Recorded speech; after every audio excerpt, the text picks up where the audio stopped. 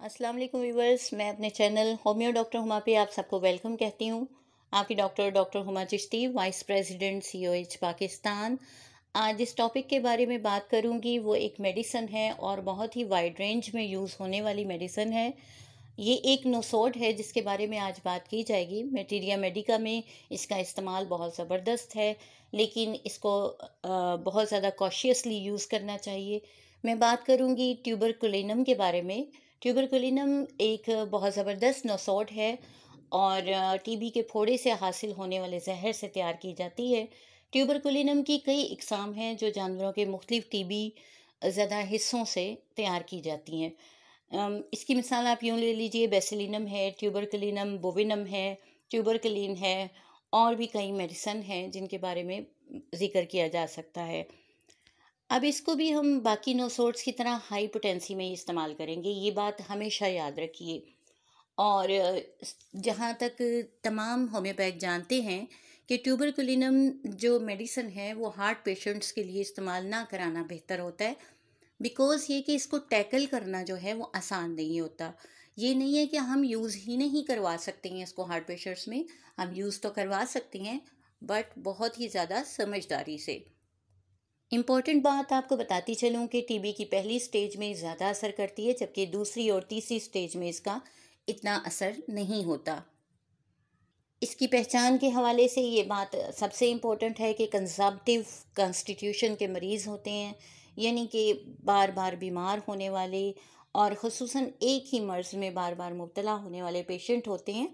इनकी कॉन्स्टिट्यूशन अगर आप देखें तो लंबे, पतले और नैरो चेस्टेड पेशेंट होते हैं, तंग सीना जिन्हें कहा जाता है। और जिनकी ख़ानदानी हिस्ट्री में आप नोट करें तो टीबी की हिस्ट्री मौजूद होती है। ज़रा सी मौसम की तब्दीली जो है वो इनको नज़ला ज़ुकाम में मुब्तला कर देती है। ये पहचान है ट्यूबरकुलिनम के पेशेंट की। और याद रखिए, अगर इन्फ्लुएंज़ा के बाद फेफड़ों में टीबी आ गई हो तो ये मेडिसिन बेहतरीन साबित होती है। अब बात कर लेते हैं हम इसके दायराकार के बारे में, यानी इसका मोड ऑफ एक्शन। तो ये किडनी कंप्लेंट्स के लिए बहुत अच्छी है, ये किडनी के डिसऑर्डर्स में यूज़ की जाती है। क्रॉनिसिटीज़ जहाँ भी पाई जाएगी, क्रॉनिक सिस्टाइटिस है जहाँ पर, यानी मसाने की सोजिश है, फिर ट्यूबरकुलोसिस में ज़्यादातर यूज़ होने वाली मेडिसन है। कॉन्स्टिट्यूशनली, बिकॉज़ ये बहुत ही बड़ी कॉन्स्टिट्यूशनल मेडिसिन भी है, तो कॉन्स्टिट्यूशनली इसकी जब हम पर्सनालिटी की बात करते हैं तो पेशेंट बहुत ज़्यादा ज़िद्दी किस्म का, बहुत ज़्यादा स्टबन जिसे कहा जाता है, और बदमिजाज किस्म का होता है, इरिटेबल होता है, चिड़चिड़ा, और स्पेशली सुबह उठने पर इसकी ये कैफियत होती है। और ज़रा सी भी तकलीफ़ पर रोने वाला पेशेंट होता है। और डॉग फियर बहुत ज़्यादा पाया जाता है इसमें। याद रखिए कि कुत्तों से डरते हैं, बच्चे हों या बड़े हों, ये एक खौफ उनके अंदर पाया जाता है। छोटी छोटी सी बात पर रेग होगा, यानी आग बगूला हो जाने वाली कंडीशन पाई जाती है इनके अंदर। और फिर अगर आप ऑब्ज़र्व करें तो बच्चे हाथ में आई हुई चीज़ दूसरों पर फेंक देते हैं और इसके बाद फिर लरजने लगते हैं, कांपने लगते हैं। ये कंडीशन इनके अंदर पाई जाती है। फिर ये कि पागलपन की कैफियत होती है, बेचैनी बहुत ज़्यादा होती है और हर वक्त ये चाहते हैं चेंज, बिकॉज़ ये इसीलिए अपने काम को भी चेंज करना चाहते हैं। गाना बजाना बिल्कुल भी इनको पसंद नहीं होता, जबकि ट्रैवलिंग की बहुत ज़्यादा इनके अंदर ख्वाहिश पाई जाती है और मुस्तकिल ये एक ख्वाहिश इनके अंदर मौजूद होती है सफ़र करने की। इनका मेमोरी के हवाले से आपको बताती चलूँ, बहुत ज़्यादा वीक मेमोरी होती है। एज ए कीवर्ड आप इसको याद रखना चाहें तो कंजप्टिव पर्सन्स और ट्यूबरक्लोसिस इसका कीवर्ड है। और इसके इंजरीज़ के हवाले से आपको एक की सिम्टम बताती हूँ कि इसके जितने भी ज़ख़म होते हैं बहुत ख़तरनाक हद तक सूज जाते हैं, स्वेल कर जाते हैं। एक चीज़ याद रखिए, अगर पेशेंट में रेड ब्लड सेल्स जो हैं वो कम होते जा रहे हैं, आरबीसीज जिन्हें कहा जाता है, और मरीज़ सूखता जा रहा है, तो फिर ट्यूबरकुलिनम को ज़रूर यूज़ करवाइए।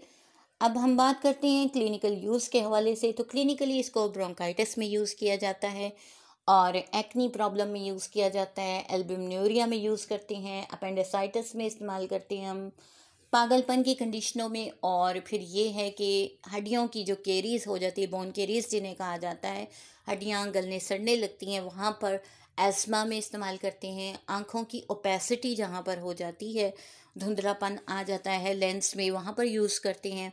फिर ये कि टूथेक में और टीथ डिसऑर्डर्स में दांतों की जितनी भी कंप्लेंट्स हैं, कोरिया में यूज़ किया जाता है, टीबी की प्रॉब्लम में, गिटारल निमोनिया में इसे यूज़ किया जाता है, हेमेप्टाइसिस में यूज़ किया जाता है यानी मुंह से खून आने में, और पैल्पिटेशंस के लिए बहुत अच्छी मेडिसिन है जहाँ धड़कन बेतरतीब होती है और बहुत ज़्यादा होती है।